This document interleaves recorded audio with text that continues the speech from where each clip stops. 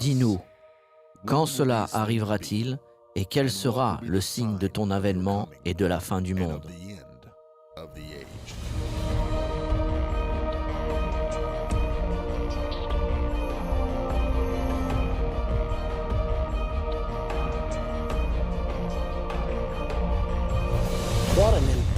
Quel sujet important nous avons aujourd'hui? La Troisième Guerre mondiale. La question n'est pas s'il y aura une Troisième Guerre mondiale. C'est dans votre Bible. Il n'y a pas un dixième de % de chance pour que cela ne se passe pas. Une autre guerre mondiale va arriver et elle sera la plus grande guerre mondiale de tous les temps. Pour que vous puissiez voir la prophétie de vous-même, regardons-la maintenant. Elle se trouve dans Apocalypse au chapitre 9, au verset 15. Et les anges qui étaient prêts pour l'heure, le jour, le mois et l'année furent déliés afin qu'ils tuassent le tiers des hommes. Je n'oublierai jamais, quand j'ai regardé sur cela pour la première fois, je me suis dit, un tiers de toute la population du monde? C'est incroyable. Quand il est dit un tiers de toute la race humaine, je me suis dit, sûrement pas. Peut-être que je devais regarder la version grecque pour voir ce qui est dit, et c'est ce que j'ai fait. J'ai consulté plusieurs traductions différentes. Une première version dit de massacrer le tiers des hommes. Une deuxième version dit de tuer un tiers de l'humanité. Une troisième version dit pour tuer un tiers de la race humaine. Puis dans une quatrième version, il nous est dit pour tuer un tiers de tous les habitants de la terre. J'ai ainsi consulté 15 à 20 traductions différentes et à la fin, j'ai conclu que la Bible dit exactement ce qu'elle veut dire, que je faisais face à une prophétie où un tiers de la race humaine serait éliminé par une guerre qui arrive. Afin de bien comprendre cela, mettons-la en perspective. Avant le XXe siècle, il n'y a pas eu une guerre de plus de 1 million de morts. Puis est venue la Première Guerre mondiale, 1914-1918, 8,2 millions de morts. Ils l'ont appelée la Grande Guerre. Ils l'ont appelée la Première Guerre mondiale. Et ils ont dit plus jamais une telle chose. 6000 ans et pas une seule guerre avec plus de 1 million de morts. Et soudain, nous avons cette horrible guerre avec 8,2 millions de morts. Ils ont fondé la Ligue des Nations avec l'espoir d'empêcher qu'une chose pareille ne se répète. Et qu'est-ce qui s'est passé? 20 ans plus tard, la Deuxième Guerre mondiale. Et cette fois-ci, il n'y a pas eu 8,2 millions de morts, mais 52 millions de personnes ont péri. C'est comme si quelque chose s'était désaxé dans le cœur humain. Comment pouvons-nous mettre fin à ceci? Puis nous avons fondé les Nations Unies, espérant avoir résolu le problème. Mais j'ai la triste tâche de vous dire que ce n'est pas résolu. Il y a une autre guerre qui arrive et celle-ci ne serait pas de 8 millions de morts, ni de 52 millions de morts. Cette guerre qui arrive va causer 2,2 milliards de morts. Je vous parle de 40 fois plus que la Deuxième Guerre mondiale. La pire de toutes les guerres. Je ne peux pas vous dire exactement quand elle aura lieu. Je pense qu'elle pourrait arriver cette année. Vous le verrez alors que nous continuons. Vous allez voir ce que la Bible dit. Il y a beaucoup plus d'informations sur cette guerre que ce dont nous avons déjà parlé. Voici ce que nous en savons. Examinons-la pour être sûrs que nous la comprenons bien. Je parle de 6000 années d'histoire humaine sans une seule guerre de plus d'1 million de morts. Puis en 1914, 8,2 millions de morts. Puis en 1939, en 1945, 52 millions de morts. Et la prochaine guerre mondiale, la troisième guerre mondiale, sera de 2,2 milliards. C'est une situation extrême. À l'époque où l'humanité est plus instruite que jamais et que la base de connaissances double tous les 2 ans, il semblerait que la seule chose que nous perfectionnons est la capacité de tuer. Les taux de divorce sont en hausse, les taux de suicide sont en hausse, les prisons sont de plus en plus pleines. La seule chose que nous améliorons est la capacité de tuer les gens. C'est un moment crucial dans l'histoire de l'humanité. La Bible nous dit où la troisième guerre mondiale commencera. De nouveau dans Apocalypse 9, il s'agit de la prophétie de la 6e trompette. Écoutez ce qui est dit à partir du verset 13. Le 6e ange sonna de la trompette, et j'entendis une voix venant des 4 corps de l'autel d'or qui est devant Dieu, et disant au 6e ange qui avait la trompette, « Délie les 4 anges qui sont liés sur le grand fleuve d'Euphrate, et les 4 anges qui étaient prêts pour l'heure, le jour, le mois et l'année, furent déliés afin qu'ils tuassent le tiers des hommes. » De quoi parlons-nous ici? La rivière d'Euphrate. L'Euphrate se trouve au Moyen-Orient et ces anges ont été liés dans le fleuve d'Euphrate. Les anges sont des esprits. La Bible nous dit que les anges sont des esprits serviteurs pour nous qui sommes les héritiers du salut. Mais ces anges-ci ne sont pas de bons anges. Vous savez qu'un tiers des anges se sont rebellés avec Satan et ainsi un tiers des anges sont des mauvais anges. Ceux-ci font partie de ces mauvais anges. Comment en sommes-nous sûrs? Parce qu'ils sont liés dans le grand fleuve d'Euphrate. Mais quand ils seront déliés, leur mission sera de tuer un tiers de l'humanité. Maintenant, voyons où se trouve le fleuve l'Euphrate. L'Euphrate commence en Turquie, dans le nord. Puis il traverse la Syrie. Il pénètre la frontière nord de l'Irak. 60 à 70% de l'Euphrate se trouve en Irak, où nous avons nos troupes postées en ce moment. La guerre fait rage le long de l'Euphrate depuis l'année 2003, depuis notre invasion de l'Irak. Et finalement, l'Euphrate se termine dans le golfe Persique. La Bible indique que c'est de là que la troisième guerre mondiale émanera. Si cela est vrai, il semblerait qu'elle soit sur le point d'éclater si ce n'est pas déjà fait. Regardons sur cette carte. Vous pouvez la voir sur votre écran. Remarquez que la ligne jaune commence dans le nord, en Turquie. Elle passe par la Syrie, au travers de l'Irak, puis passe à environ 80 km de l'Iran. Nous avons un conflit avec l'Iran qui est en cours. Nous avons la guerre qui continue en Irak. Quoi qu'ils essayent de nous dire qu'elle est presque finie, les bombardements continuent tous les jours. Puis en remontant la région, vous avez l'Afghanistan et le Pakistan. La Bible prophétise que la troisième guerre mondiale commencera dans cette partie du monde. Elle ne sera probablement pas contenue uniquement à cet endroit, car pour tuer 2,2 milliards de personnes, il va falloir atteindre une plus grande partie du monde.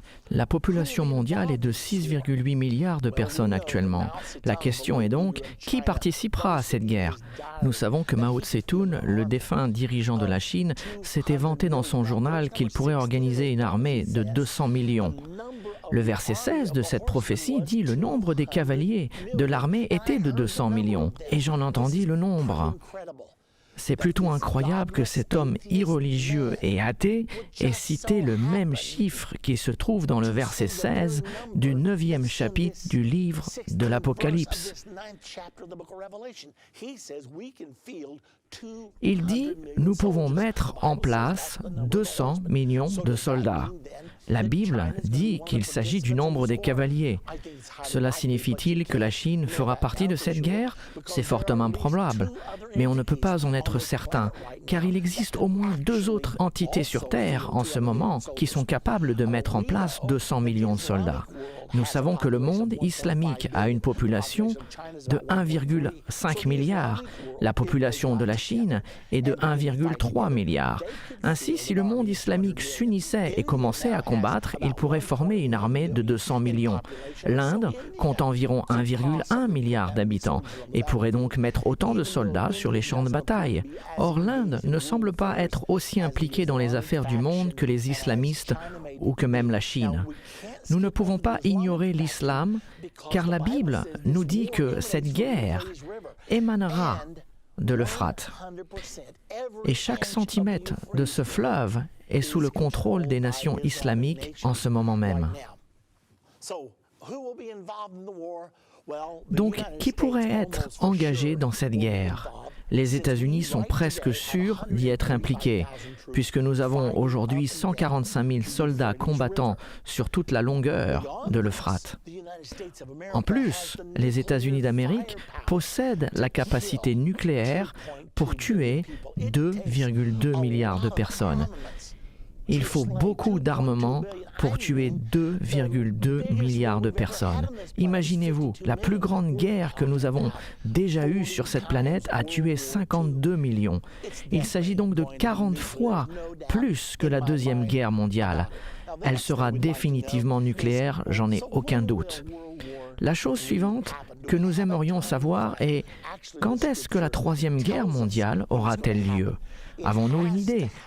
En fait, l'Écriture nous indique quand cela va se passer. Elle doit se passer avant la Grande Tribulation.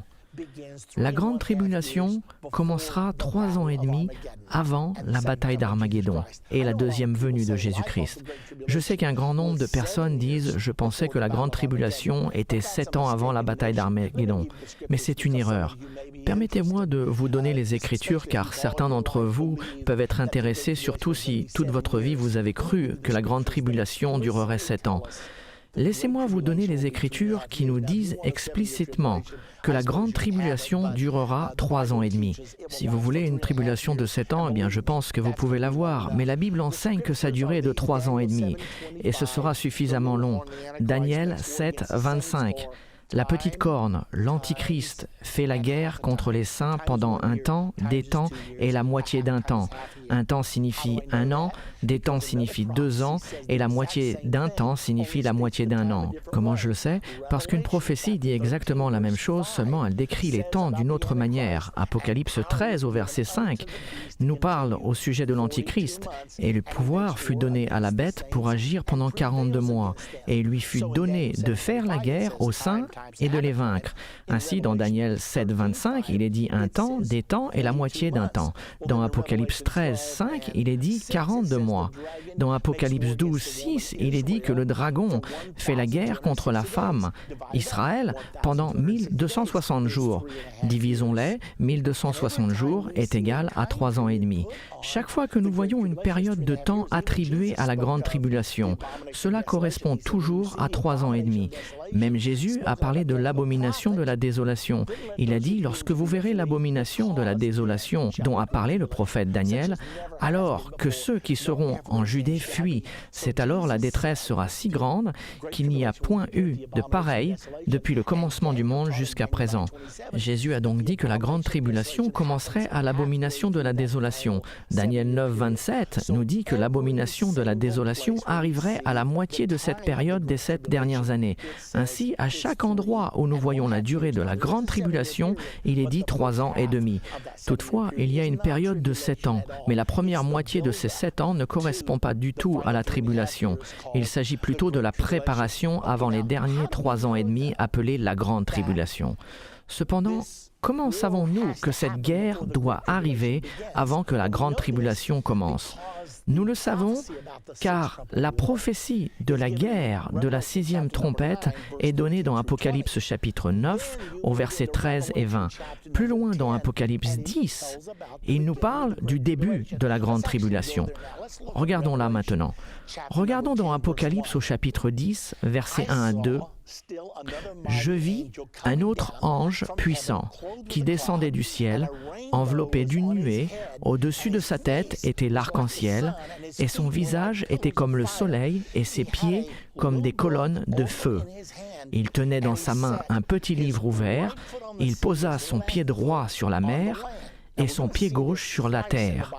Nous allons voir cela 2 fois dans la Bible, et les 2 fois indiquent qu'il s'agit de l'événement qui marque le début de la grande tribulation. Continuons dans les versets 5 et 6. « Et l'ange que je voyais debout sur la mer et sur la terre leva sa main droite vers le ciel et jura par celui qui vit au siècle des siècles, qui a créé le ciel et les choses qui y sont, la terre et les choses qui y sont, et la mer et les choses qui y sont, qu'il n'y aura plus de temps. » Il nous est donc dit qu'il n'y aura plus de temps. Nous savons que ce n'est pas une traduction exacte, car nous voyons que dans le chapitre 11, il commence à parler d'une autre période de 3 ans et demi. Et plus loin, dans le livre d'Apocalypse, il nous est parlé d'une période de 1000 ans. Ainsi, quand il dit qu'il n'y aurait plus de temps, la version Darby dit qu'il n'y aurait plus de délai, et toutes les traductions sont conformes avec celle-ci. Il est tout simplement dit que nous sommes arrivés à un carrefour, que nous avons atteint un tournant. Après avoir vu cela, vous verrez la chose suivante dans Apocalypse au chapitre 11. Vous verrez une prophétie concernant la mesure du temple, qui nous dit que le temple sera piétiné par les païens durant les 42 mois suivants. Elle nous donne donc un délai. Vous avez cet ange se tenant avec un pied sur la mer et avec un pied dans la terre, déclarant qu'il n'y aurait plus de délai, et aussitôt nous entrons dans les 42 derniers mois. Et le verset 3 d'Apocalypse 11 nous dit que les 2 témoins de Dieu commencent leur ministère pour 1260 jours. Chacun de ces 2 passages dit qu'à partir d'un moment où l'ange se tient avec un pied sur la mer et un pied sur la terre, c'est là où commencent les 3 dernières années et demie, et nous savons que c'est là que commence la grande tribulation. Vous avez donc la guerre de la 6e trompette, la 3e guerre mondiale dans le chapitre 9. Vous avez le début de la grande tribulation dans le chapitre 10, puis vous avez les 3 dernières années et demie dans le chapitre 11. Et le chapitre 11 culmine avec le son de la 7e trompette, la dernière trompette. Le verset 15 nous dit que le royaume de ce monde est remis à notre Seigneur et à son Christ. Cet événement est également mentionné dans l'Ancien Testament dans Daniel chapitre 12. Remarquez les similarités que nous avons ici. Au verset 1, « En ce temps-là se lèvera Michaël, le grand chef, le défenseur des enfants de ton peuple. » Il s'adresse à Daniel et au peuple d'Israël. « Et ce sera une époque de détresse telle qu'il n'y en aura point eu de semblable depuis que les nations existent jusqu'à cette époque. » Il s'agit de la grande tribulation. Quand Jésus décrit la grande tribulation, il a dit que ce serait une période de grande tribulation comme il n'y en a point eu de pareil depuis le commencement jusqu'à présent et qu'il n'y en aura jamais. Daniel l'a décrit comme une époque de détresse, telle qu'il n'y en a point eu de semblable depuis que les nations existent jusqu'à cette époque. En ce temps-là, ceux de ton peuple qui seront trouvés inscrits dans le livre seront sauvés. Daniel parle donc de la grande tribulation. Continuons plus loin dans les versets 6, 7 de ce même chapitre 12. Il continue et dit « L'un d'eux dit à l'homme vêtu de lin, qui se tenait au-dessus des eaux du fleuve, « Quand sera la fin de ces prodiges ? Tu m'as parlé du commencement de la grande tribulation, mais combien de temps va-t-elle durer ? » Et j'entendis l'homme vêtu de lin qui se tenait au-dessus des eaux du fleuve, et il leva vers les cieux sa main droite, et le voici encore se tenant au-dessus des eaux. Il leva vers les cieux sa main droite et sa main gauche, et il jura par celui qui vit éternellement. C'est précisément le même événement qui se trouve dans le chapitre 10 d'Apocalypse. Il jura par celui qui vit éternellement que ce sera un temps, des temps et la moitié d'un temps, 3 ans et demi. C'est de nouveau cette terminologie. Donc dans Daniel chapitre 12 et Apocalypse chapitre 10, il dit exactement la même chose. Et toutes ces choses finiront, les choses que fait l'Antichrist, quand la fosse du peuple saint sera entièrement brisée. Donc, combien de temps reste-t-il jusqu'à la fin de ces prodiges ? Un temps, des temps et la moitié d'un temps, 3 ans et demi. Donc, que voyons-nous ici ? Nous voyons que cette guerre commence dans Apocalypse 9. Elle tuera 1/3 de la race humaine. Et alors commencera la grande tribulation. Nous ne savons pas combien de temps avant la grande tribulation cette guerre commencera. Cela peut arriver 2 ans avant que la grande tribulation commence, ou bien 4 ou 5 ans. Cela ne nous est pas donné. Cependant, nous pouvons avoir un aperçu de comment ces choses vont arriver. Regardons probablement l'ordre dans lequel ces prophéties vont se dérouler, car j'ai beaucoup parlé de choses qui ne vous sont peut-être pas familières. Regardons rapidement la chronologie des événements et comment ils vont se dérouler. Nous savons que la guerre de la 6e trompette aura lieu, et soit juste avant ou après, doit se passer un acte de paix dans le Moyen-Orient. La Bible appelle cela la confirmation de l'alliance. Quand le pacte de la paix sera fait, cela ouvrira la voie pour finaliser les frontières d'Israël et placer le mont du Temple sous le contrôle international, permettant ainsi la construction d'un temple. Quand cela arrivera, nous savons que cela marque le début des 7 années avant la bataille d'Armageddon et le retour de Jésus-Christ sur terre. Donc, nous avons la guerre de la 6e trompette, nous avons la paix internationale dans le Moyen-Orient qui est confirmée, et peu de temps après, dans une période de 3 ans et demi, le temple juif sera reconstruit. Il semblerait que cela va se passer pendant la période de 3 ans et demi. La Bible nous dit spécifiquement, à 2 ou 3 endroits, qu'Israël rebâtira son temple sur le mont du Temple. Donc le temple sera reconstruit. Une fois le temple reconstruit, le peuple juif recommencera les sacrifices d'animaux.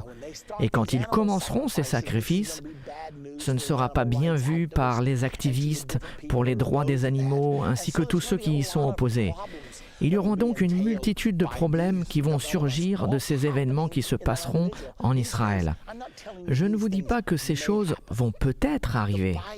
La Bible nous dit spécifiquement que ces choses vont arriver.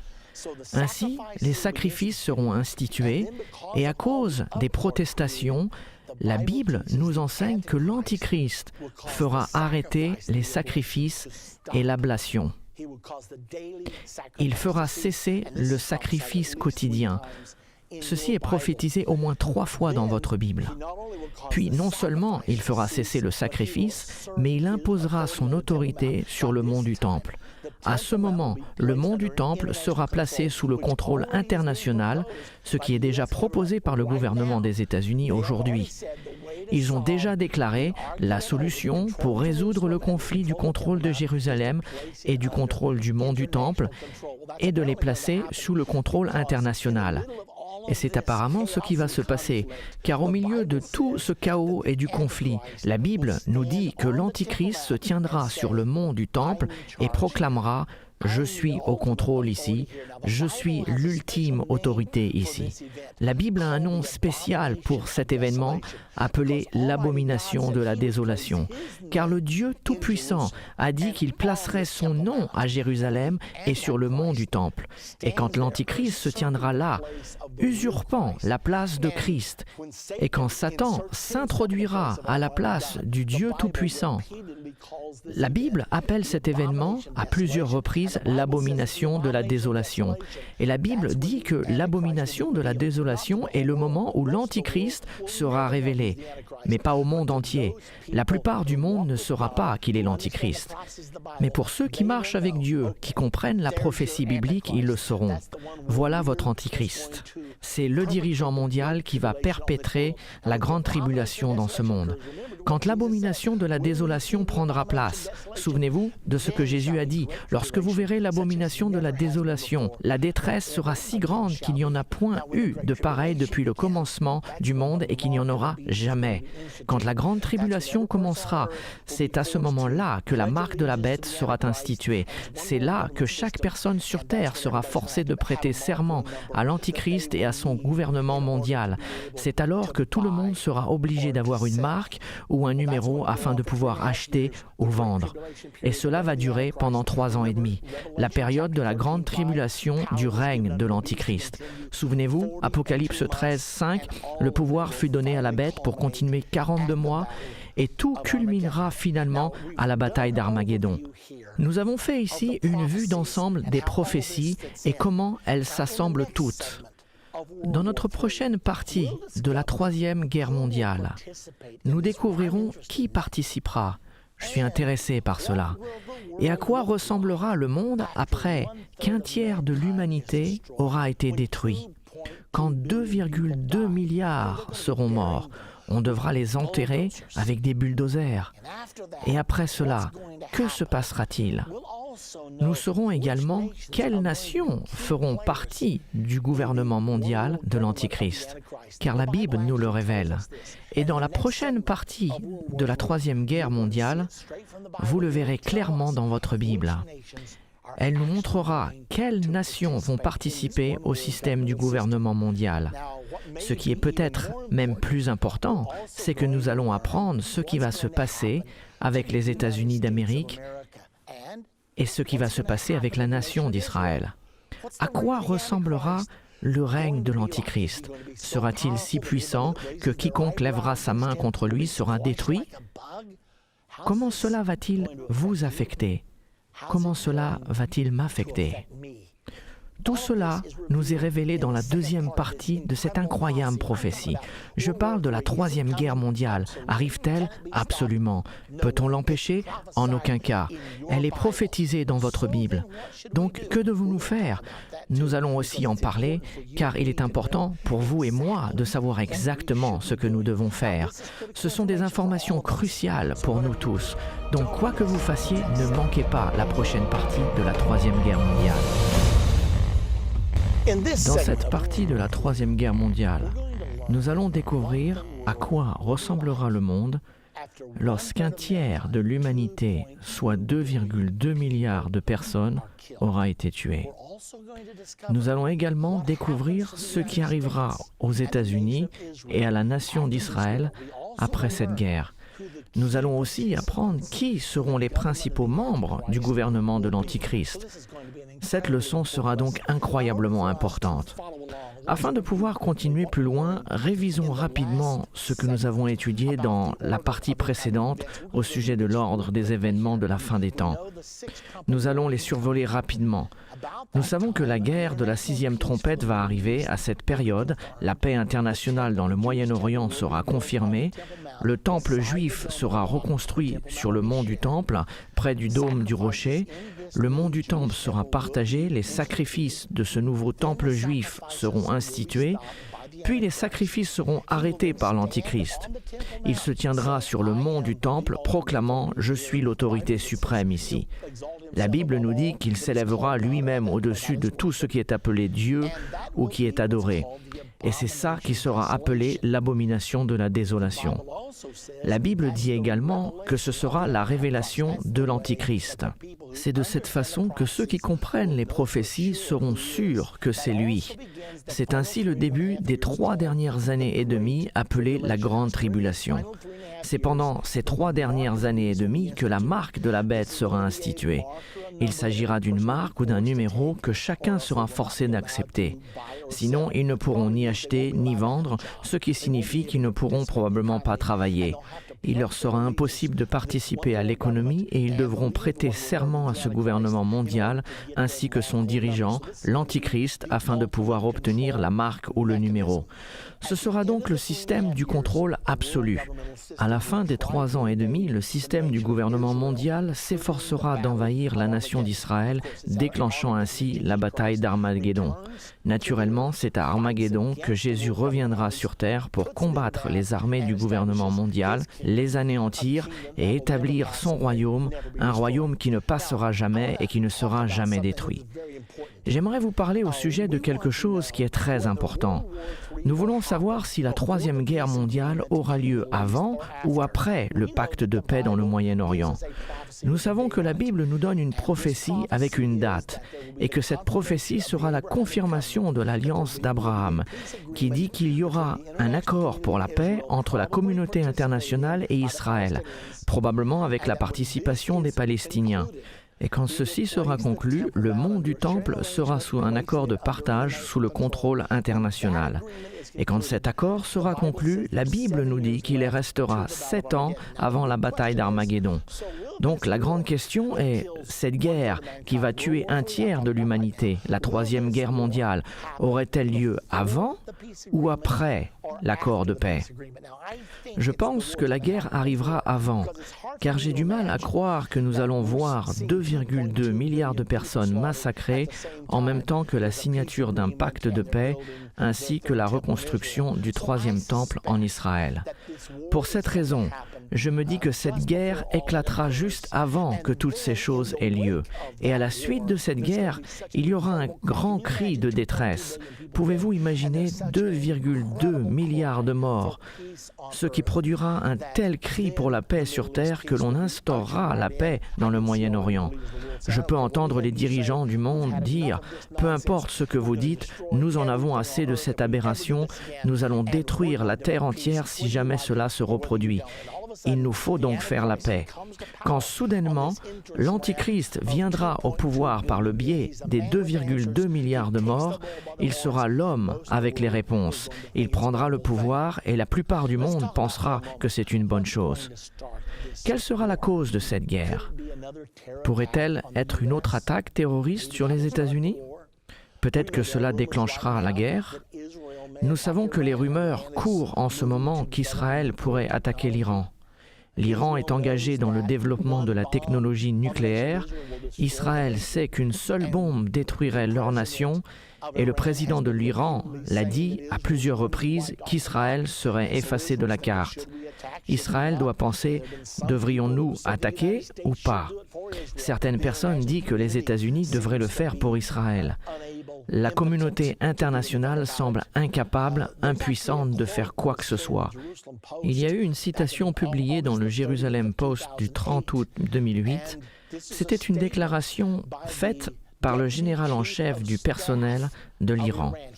Il a dit « Si jamais Israël ou les États-Unis attaquaient l'Iran, ce serait le commencement d'une autre guerre mondiale. » Peut-être ce sera le début.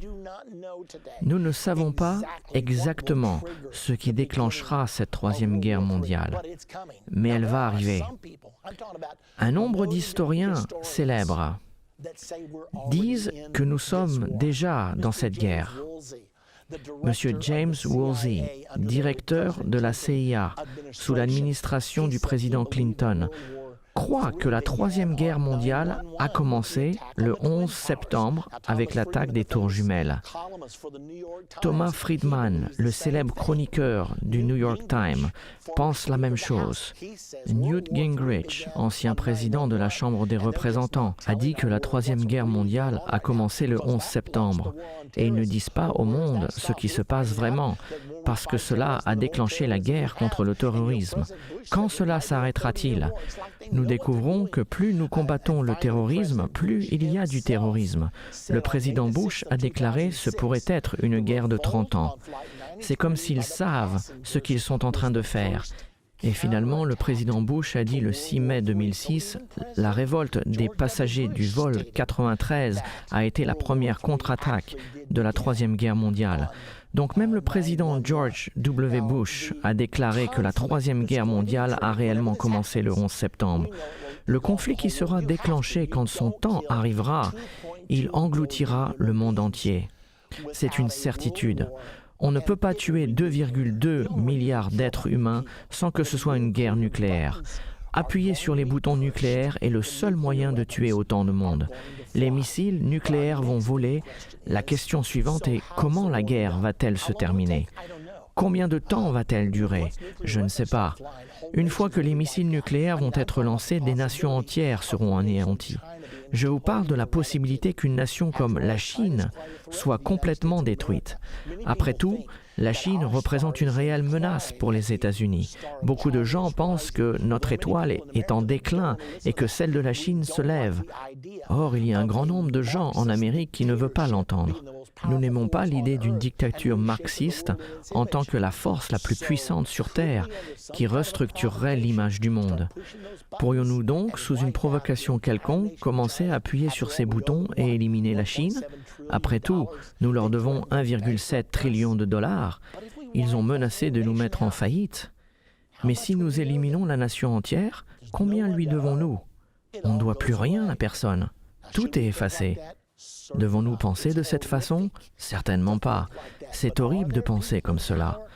Toutefois, y a-t-il des gens au pouvoir capables de penser ainsi? Bien sûr que oui. Retournons à la Première Guerre mondiale, 8,2 millions de morts. La Deuxième Guerre, 52 millions. Et le même démon persiste dans le cœur des hommes aujourd'hui. Ils pensent qu'ils ont raison, ils pensent que leur cause est bonne. Ont-ils la capacité de le faire? Oui. Comment le sais-je? Parce que la Bible dit qu'ils vont le faire. Je ne dis pas que c'est une possibilité, mais cela va arriver, mesdames et messieurs. Il n'y a aucune chance que cela ne se passe pas, car c'est dans votre Bible. C'est prophétisé et les prophéties s'accomplissent toujours. Il existe un endroit où vous pouvez être en sécurité et c'est en Jésus-Christ. Je vous en parlerai un peu plus tard, mais vous devez néanmoins y penser, car où pouvez-vous vous cacher? Nous ne connaissons pas la réponse, mais il existe un endroit sûr. Donc, à quoi ressemblera le monde dans les jours qui suivront? Nous aurons un tiers de la population du monde qui est mort, anéanti, disparu à jamais, vaporisé par l'extrême chaleur des échanges nucléaires.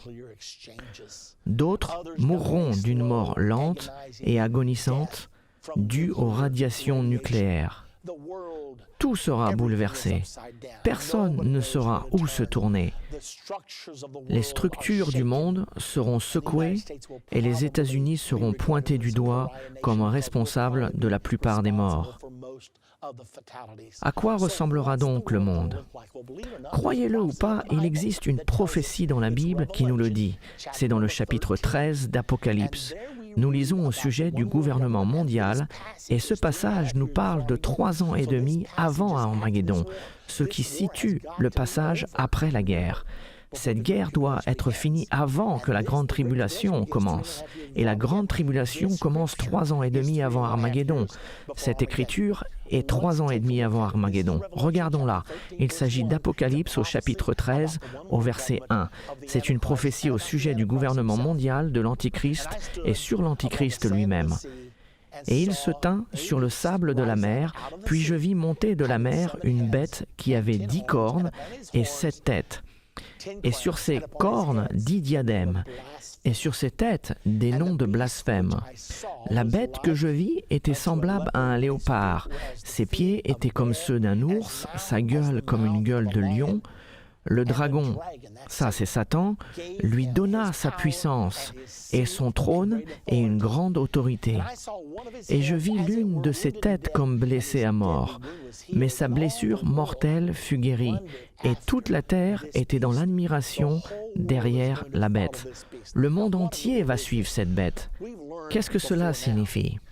Nous avons appris qu'une bête dans la prophétie biblique représente toujours une nation. Plusieurs têtes sur une bête représentent le nombre de fois que cette nation se lèvera et tombera. Souvenez-vous que dans Daniel 7, il y avait 4 bêtes, dont un lion représentant la Grande-Bretagne, un ours représentant la Russie, un aigle représentant les États-Unis, un léopard représentant l'Allemagne, et il y avait une bête à 10 cornes représentant la renaissance du Saint-Empire romain, les pays de l'Europe. On voit 4 bêtes distinctes dans Daniel 7. Quand nous allons de Daniel 7 à Apocalypse 13, ces 4 bêtes sont réunies en une seule bête. Vous pouvez voir une représentation de la bête ici. Le corps d'un léopard, les pattes d'un ours, la gueule d'un lion, mais toutes les 7 têtes sont là, car il y avait un total de 7 têtes dans Daniel 7. Cette prophétie date de l'an 550 avant Jésus-Christ dans le livre de Daniel. Le livre de l'Apocalypse a été écrit vers l'an 96. C'est donc 650 années plus tard que nous avons le livre de l'Apocalypse. C'est une longue période de temps qui sépare ces écrits, n'est-ce pas? Et néanmoins, les mêmes symboles sont utilisés mais ils sont utilisés d'une façon différente. Regardons à ces symboles et à la façon dont ils sont utilisés. Remarquez qu'elle a le corps d'un léopard, qui est l'Allemagne, les pattes d'un ours, la Russie, la gueule d'un lion, la Grande-Bretagne. Donc la Grande-Bretagne, l'Allemagne et la Russie, elles feront partie intégrale de ce système de gouvernement mondial. Puis nous voyons la bête à 10 cornes, la renaissance du Saint-Empire romain. Souvenez-vous des ailes d'aigle dans Daniel 7. Nous ne les voyons plus. Qu'est-ce que cela signifie? Est-ce que ça veut dire que les États-Unis ont été rayés de la carte ou qu'ils se sont mis à l'écart? Qu'est-ce que cela signifie? Les États-Unis ne sont plus là. Vous vous dites « Oh, cela m'effraie » et ça ne devrait pas, car c'est une bonne nouvelle. Parce que si vous faites partie de cette bête réunifiée, vous êtes sous le règne de l'Antichrist. Ainsi, quelles sont les chances que les États-Unis se soient mis à l'écart? Peut-être ils se sont retirés, peut-être que les prophéties bibliques ont fait leur chemin jusqu'à la Maison-Blanche et les dirigeants ont finalement compris ce qu'elles disent. Et ils ont donc décidé de se retirer des affaires mondiales et peut-être joueront-ils un rôle différent lors de ce temps, à cette période. Pourraient-ils être éliminés? Oui, c'est possible. Mais il y a certaines raisons qui nous laissent à croire que ce ne sera pas le cas. Donc posons-nous cette question importante. Qu'arrivera-t-il à la nation d'Israël? Nous savons qu'Israël survivra, car elle bâtira son 3e temple sur le mont du Temple. Et nous savons également qu'Israël, à la suite de cette horrible guerre de 2,2 milliards de morts, Israël va rétablir les sacrifices d'animaux. Cela signifie qu'il y aura un réveil quelque peu religieux prenant place dans la nation d'Israël. Toutes ces choses doivent être achevées avant que l'Antichrist prenne totalement contrôle du pouvoir. À la suite de cette guerre qu'Israël subira, ils devront rebâtir leur temple. Il devra y avoir la paix sur terre. Israël croit que la clé pour pouvoir avoir la paix sur terre est de rebâtir le temple et que le Messie revienne. Donc ils vont bâtir leur temple. Nous savons que ce sera fait avant les derniers 3 ans et demi, avant que l'Antichrist soit identifié et prenne le pouvoir. Nous savons cela au sujet de la nation d'Israël. L'autre question que nous devrions nous poser est qui fera partie des 2,2 milliards de morts? Serait-ce l'islam? Il y a une forte chance puisque le monde islamique contrôle l'Euphrate et c'est de là que la guerre viendra. De plus, dans le nouvel ordre mondial, il y aura un système politique mondial et un système religieux mondial. L'islam est-il disposé à faire des compromis? L'islam est une religion avec une forte opinion. Seront-ils disposés à se soumettre à un système religieux mondial?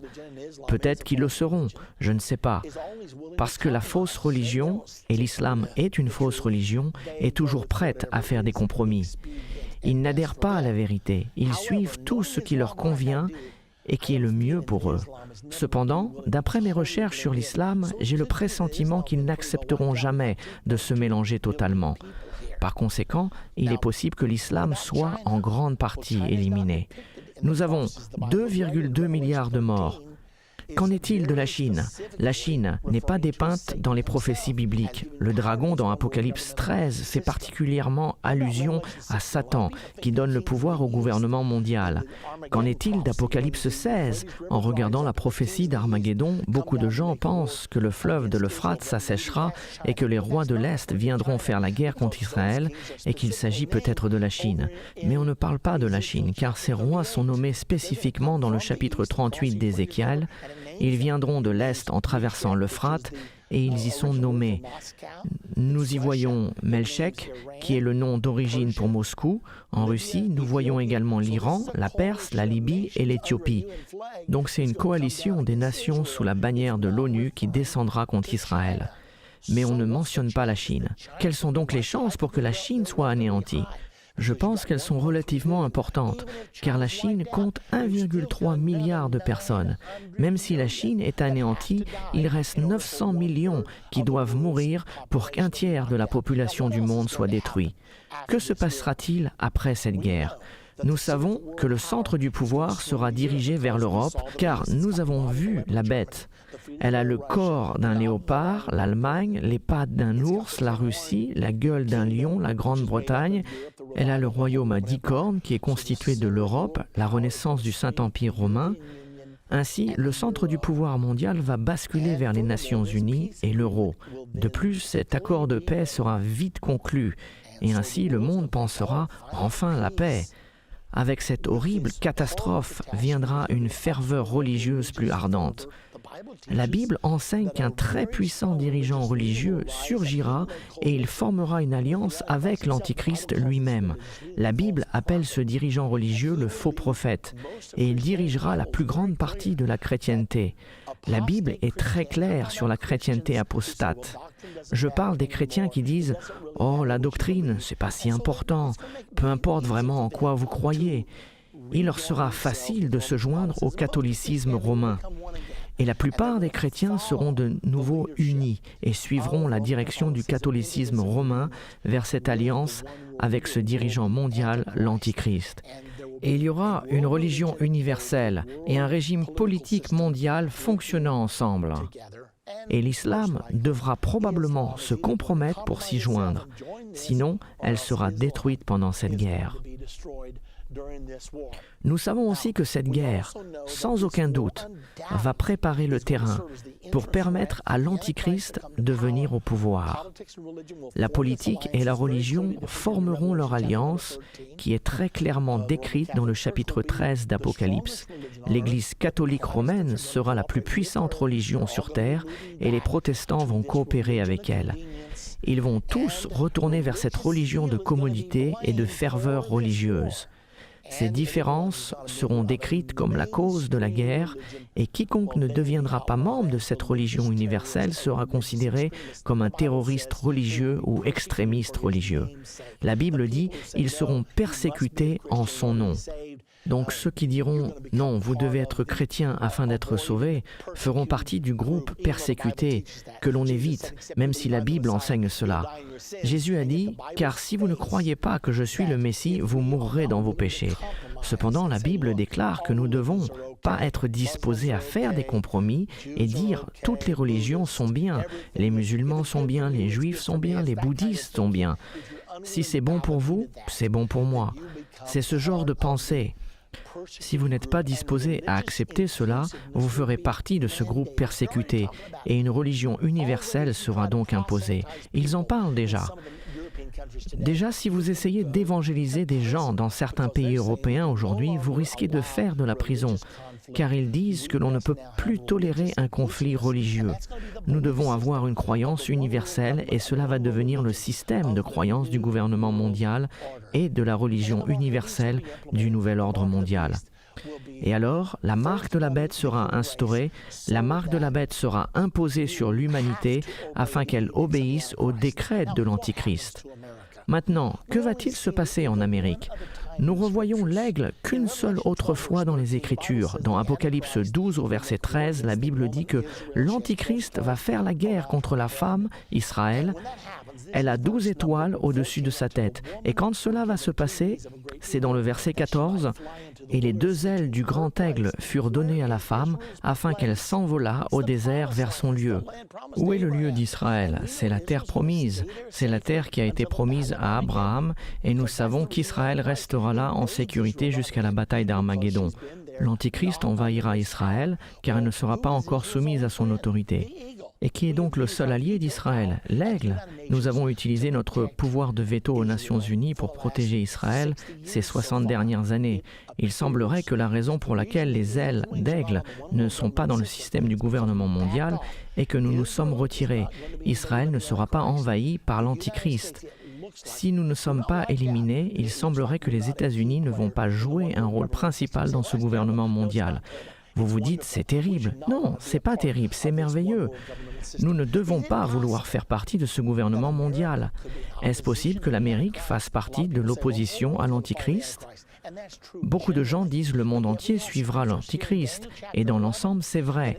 Néanmoins, nous avons des écritures dans Daniel chapitre 11 qui disent que certains résisteront à l'Antichrist. Au verset 32, « Il séduira par des flatteries les traites de l'Alliance, mais les plus sages parmi eux donneront instruction à la multitude. » Au lieu de ce chaos après l'abomination de la désolation, pendant les 3 dernières années et demie, ceux du peuple qui comprennent seront pleinement en mode d'évangélisation.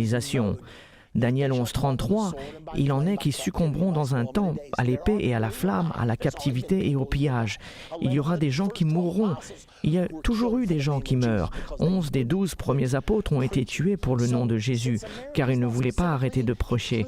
Ainsi, puisque l'Amérique n'est pas spécifiquement incluse dans le gouvernement mondial, se pourrait-il que les États-Unis deviennent un lieu pour l'évangélisation du monde ? Aussi, dans Daniel 11 au chapitre 40, il dit « Au temps de la fin, le roi du Midi se heurtera contre lui, et le roi du Septentrion fondra sur lui comme une tempête, avec des chars et des cavaliers et avec de nombreux navires.